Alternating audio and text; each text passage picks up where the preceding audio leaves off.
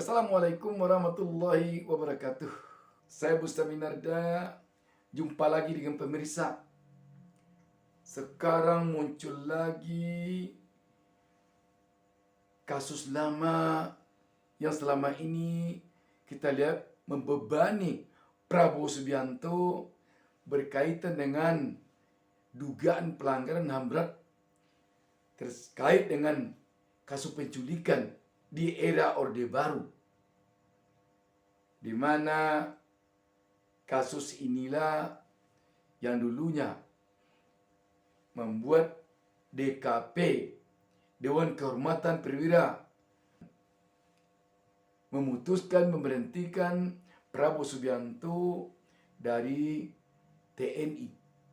Sekarang kita melihat menjadi diskusi yang menarik di dalam tayangan Metro TV ini.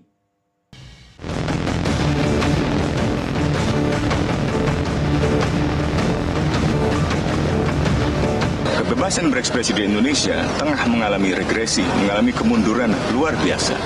Ada 400 orang yang sedang mengalami banyak tekanan, termasuk juga kriminalisasi melalui proses hukum atau misalnya serangan melalui medium digital.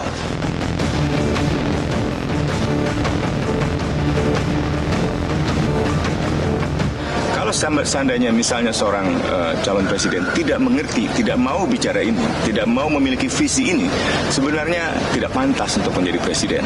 Kenapa? Karena agenda hak asasi manusia itu adalah agenda konstitusi.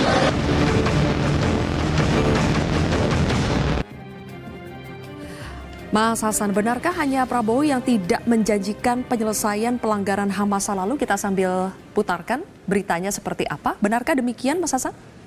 Enggak, itu tuduhan dari mana itu? Karena ada berita bahwa kami baca juga visi misinya. Ada 240 halaman visi misi dan yang HAM itu setahu saya dimasukkan ke dalam prioritas utama. Jadi penyelesaian HAM, penyelesaian HAM masa lalu itu didukung. Termasuk juga yang dilakukan oleh Presiden penyelesaian HAM berat non-yudisial itu juga didukung. Kalau fakta-faktanya ada mengarah ke penyelesaian yudisial itu juga didukung. Jadi menurut saya nggak ada keraguan sama sekali soal itu. Jadi Pak Prabowo orang yang sangat taat hukum, orang yang menjunjung tinggi bahwa negara ini harus jadi negara hukum, termasuk juga penyelesaian yang terjadi di masa lalu. Tapi kita harus ikut aturan. Kalau ada keputusan Presiden untuk penyelesaian HAM non-yudisial, misalnya di Aceh, di tempat lain, kita juga harus ikuti yang seperti itu dan mungkin itu yang lebih baik untuk negara kita. Tapi kalau fakta-faktanya bisa untuk penyelesaian yudisial itu juga harus disupport. Ini tegas kalau Pak Prabowo tegas seperti itu. Bagaimana dengan pasangan Amin? Kok ketawa dulu, Gus? Kasus Amin itu Pak Prabowo tiap pencalonan itu menjadi soal terus karena tidak selesai-selesai. Masalah terkait dengan penculikan dan penghilangan nyawa aktivis, kalau di PKB ada saksinya, teman saya sendiri yang diculik ketika itu oleh tim Mawar. Dan karena tim Mawar itulah Pak Prabowo akhirnya oleh DKP, Dewan Kehormatan Perwira, diberhentikan. Penghilangan nyawa, penculikan itu HAM urusannya. Dan itu nempel terus di Pak Prabowo sampai kapan, mungkin ketika Amin nanti jadi presiden, ya nanti kita selesaikan. Supaya terungkap, supaya ini tidak jadi tuduhan-tuduhan kepada seseorang. Tetapi memang faktanya seperti itu.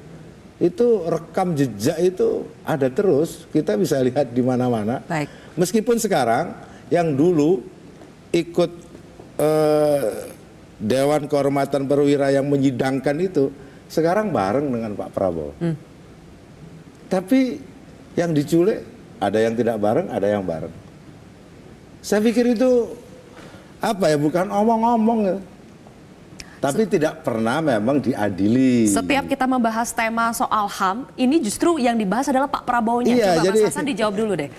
Nggak begini, kalau buat saya tuh yang jadi orang tuh yang fair aja. Mas Anies Baswedan tuh maju jadi calon gubernur dan menang didorong oleh Pak Prabowo. Kalau kemudian dia mau bilang itu seperti orang yang tidak tahu terima kasih.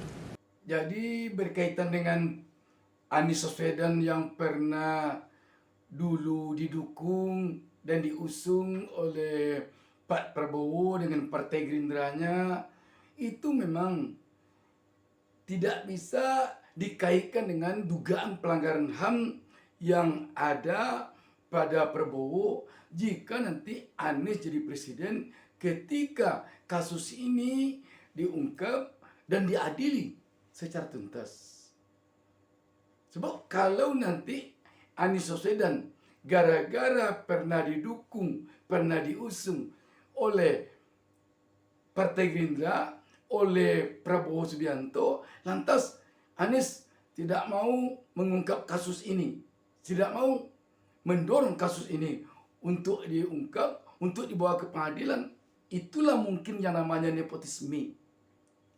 Gara-gara ada hubungan, lantas hukum tidak ditegakkan. Kalau di dalam agama Islam, kita diberi contoh oleh Rasulullah. Rasulullah sendiri mengatakan, kalau Fatimah anak kandungnya sendiri mencuri, dia sendiri yang akan motong tangannya. Itulah komitmen penegakan hukum. Ya kan? Caimin itu sangat berkeinginan untuk jadi cawapresnya Pak Prabowo. Tapi nggak ada Ketika hubungannya. nggak kejadian, kemudian kalau jadi cawapresnya Pak Prabowo gimana? Apakah omongannya akan sama? Gimana? Nggak ada hubungannya Ibu itu Mega? antara terima kasih Ibu dengan Mega pelanggar kenapa? HAM. Ya, Ibu Mega pernah berpasangan dengan Pak Prabowo. Apakah Ibu Mega berpasangan dengan pelanggar HAM? Jadi saya kembali lagi dengan yang saya bilang tadi. Kalau isu bisa banyak isu, tapi kalau hari ini orangnya sudah 3 kali maju pilpres, kan sudah lolos semua itu. Kan kalau itu jadi catatan hukum buat dia, nggak mungkin lolos jadi calon presiden. Gimana tuh, Itu Gus? ya. Ya, tentu memang itu tidak pernah dibuktikan di meja pengadilan. Tetapi ada di mahkamah tadi itu, DKP Dewan Kehormatan Perwira. Baik. Tahu sendiri di dalam kultur militer, kalau orang dipecat, itu artinya punya kesalahan yang berat. Dan itu kita mau ngomong apa? Masa kita akan ngomong enggak itu nggak terjadi, kan nggak mungkin. Bahasanya mungkin diluruskan, dokumennya silakan dibuka. Kalau saya salah silakan tuntut saya. Pak Prabowo oleh DKP itu direkomendasikan untuk diberhentikan. Presiden B.J. Habibie memberhentikan dengan hormat. Baik. Termasuk dengan segala macam kelengkapan kehormatannya. Oke, baik. Diberhentikan dengan hormat. Jadi masyarakat juga harus tahu, yang selama ini bilang pecat-pecat itu fitnah. Oke, baik. Pak Prabowo diberhentikan dengan hormat. Berkaitan dengan dipecat atau diberhentikan, yang jelas Pak Prabowo itu tidak lagi menjadi anggota TNI dikarenakan putusan DKP Dewan Kehormatan Perwira telah membuat Pak Prabowo berhenti dari TNI. Berhenti ini pensiun, bisa jadi cuma penyebab dia pensiun itu, penyebab dia berhenti itu adalah kasus penculikan. Tidak selesai nanti kalau kita bahas ini ya. Kita Iya, langsung iya, saja. itu, iya. Komitmen 03, program konkretnya apa untuk Mbak penuntasan Sylvia masalah yang HAM? berani menyampaikan memperkuat KPK itu pasangan 03, Mas Ganjar sama Pak Mahfud. Kemudian juga dengan masalah ini memang harus dituntaskan. Apakah seorang salah atau tidak itu harus jelas. Kenapa? Tadi kan saya sudah sampaikan dari awal, permasalahan hukum ini tidak pernah tuntas dengan baik. Itu yang membuat, dan itu harus diawali oleh seorang pemimpin negara ini, oleh pasangan yang memang ditunjuk nantinya, yang dipilih oleh rakyat. Lah, kita kan bukan mencari pemimpin yang sempurna, tidak ada manusia yang sempurna. Di sini kita juga, apakah kita semua tidak juga. Tetapi kita mencari pemimpin yang paling sedikit kekurangannya. Dari mana melihat itu? Dari track recordnya, dari apa yang dilakukan. Siapa yang paling berani menyatakan itu tidak benar dan Pak Mahfud? Karena itu, ini pasangan memang harus seimbang. Ada yang punya pengalaman di soal praktek dalam sehari-hari, ada juga yang pengalaman dalam soal hukum. Itu sebenarnya Mbak Baik, Sylvia. Kang Asep, Catatan coba. khusus ya. Gitu, saya suka senyum-senyum kalau bicara tentang pengadilan HAM. Satu, mungkin kan kebijakan presiden Anda nanti ya. Karena sampai sekarang tuh hakim HAM-nya nggak ada. Silahkan cek. Kemarin untuk hakim HAM ad hoc juga sama DPR nggak dipilih. Jadi kalau ributin perkara HAM tuh catatan nanti presiden kebijakannya gimana nih aturannya. Pengangkatan kan presiden Kang SK-nya. Asep, kalau itu saya bisa sampaikan. Satu dulu. Mudah sekali. Kedua, Orang bicara HAM, di HAM itu kan ada ancaman. Ancaman itu ada daluarsa. Ya, tidak bisa diketuk terus kecuali ad hoc. Hakim ad hocnya juga malah nggak ada. Itu yang penting. Yang lebih penting lagi, maka saya bilang tadi, apa yang disebut kepada klien-kliennya ini, klien lebih besar bersenengnya kan sebutnya, ya. Coba clearkan aja soal supaya tidak muncul di belakang hari. Dan muncul kan memalukan kalau itu kejahatannya sudah daluarsa, sudah nggak ada yang ngadilinya, ya ngapain dimunculkan? Jadi tadi sempat nyinyiran, sindiran kan?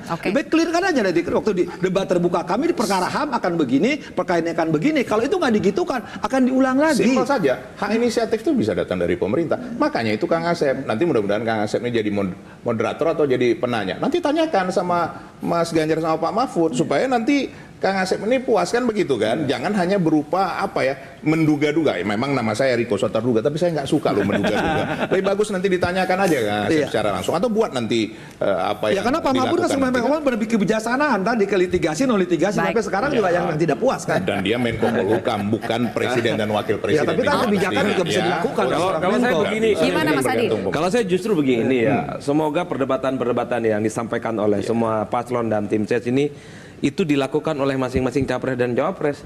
Seperti misalnya kubunya Pak Prabowo dan Gibran bilang kalau soal dipanggil-panggil KPK yang lain pernah tuh dicolek-colek kan gitu kan. Nah 1 dan 3 nih akan ngomong kalau soal HAM kita aman, cuma nomor 2 yang dikaitkan dengan HAM. Saya berharap itu disampaikan secara terbuka. Kenapa? Selama ini debat di kita Pilpres khususnya itu kan jaim-jaiman. Seperti khotbah Jumat, seperti majlis taklim, nggak mau saling sindir secara terbuka satu sama yang lain. Yang ramai itu pasca debat, yang mengamplifikasi adalah jubir, tim sukses, dan para buzzer di mana-mana. Membangun opini bahwa mereka lah yang paling oke, dan yang lain itu salah. Saya berharap, termasuk yang punya kepentingan, baik moderator ataupun panelisnya, adalah orang yang gayanya bebas dan nggak dibatas-batasi. Tapi kan di undang-undang kan dialognya sangat garing. Moderator aja nggak boleh menyela, moderator itu juga tidak boleh bikin kesimpulan. Dan kalau mulai jujur, 5 hari jelang perdebatan ini, kalau saya berharap panelisnya itu adalah orang yang terdampak terkait dengan tema-tema yang ada. Misalnya soal korupsi, panggil aja mereka yang pernah terindikasi kasus korupsi, tanya ke mereka. Bicara tentang kasus HAM, mereka yang terdampak kasus HAM hadiri.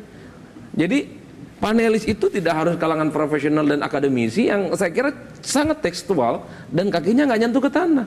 Panggil mereka yang terdampak langsung terkait dengan kasus-kasus itu. Itulah yang harus dijawab oleh semua pasangan calon dan wakil presiden. Saya kira ini konkret nih yang disampaikan Mas Adi Pre ini. Disampaikan kan pada saat rapat di KPU. Justru itulah kan nanti. Sebetulnya masing-masing tim bisa menyampaikan pasti usulan. Ini kan cuman persoalannya kan sekarang tadi cara bagaimana nanti menyajikannya kan itu hak KPU.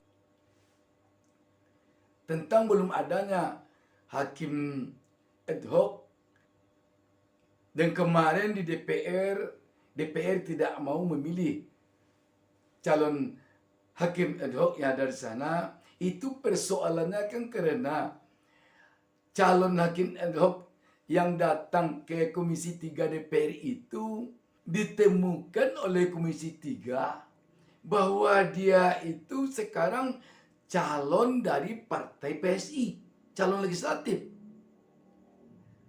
Masa calon legislatif yang sudah menjadi calon tetap, lantas dia akan diloloskan oleh Komisi 3 untuk ikut fit and proper test sesuai aturan orang yang sedang menjadi caleg, calon legislatif sebuah partai tidak boleh ikut pula seleksi fit and proper test sebagai calon hakim ad hoc. Kalau dia kemarin lolos, bagaimana kira-kira kalau nanti Pak Prabowo menjadi presiden, lantas dia menyidangkan Pak Prabowo sebagai hakim ad hoc dalam dugaan pelanggaran HAM. Dia dari partai PSI. Partai PSI adalah partai pendukung Prabowo. Bagaimana kira-kira? Apakah tidak ada nanti itu conflict of interest? Kayak Ketua MK Anwar Usman menyidangkan putusan MK nomor 90 yang memberi karpet merah kepada Gibran maju sebagai cawapres yang heboh di MK kemarin itu. Jadi itu persoalannya. Berkaitan dengan Mahfud MD, seperti dikatakan Kang Asep ini, selama 5 tahun Mahfud MD menjadi Menko Polhukam, kok ini tidak diungkap? Bagaimana dengan Anies Caimin? Mungkin kuat keyakinan kita Anies Baswedan akan mau mengungkap kasus ini. Kenapa demikian? Kita melihat dari rekam jejak Anies Baswedan ketika menjadi Gubernur DKI. Di dalam melakukan eksekusi terhadap hal-hal yang sulit, dia punya keberanian. Contoh, melakukan eksekusi terhadap Alexis, terhadap Oliwing, terhadap reklamasi. Setidaknya ini bisa membuat rakyat menjadi yakin jika Anies nanti menjadi presiden, dia akan mau menuntaskan kasus dugaan pelanggaran HAM berat ini. Demikian, wassalamualaikum warahmatullahi wabarakatuh. Jangan lupa subscribe. Jangan lupa subscribe.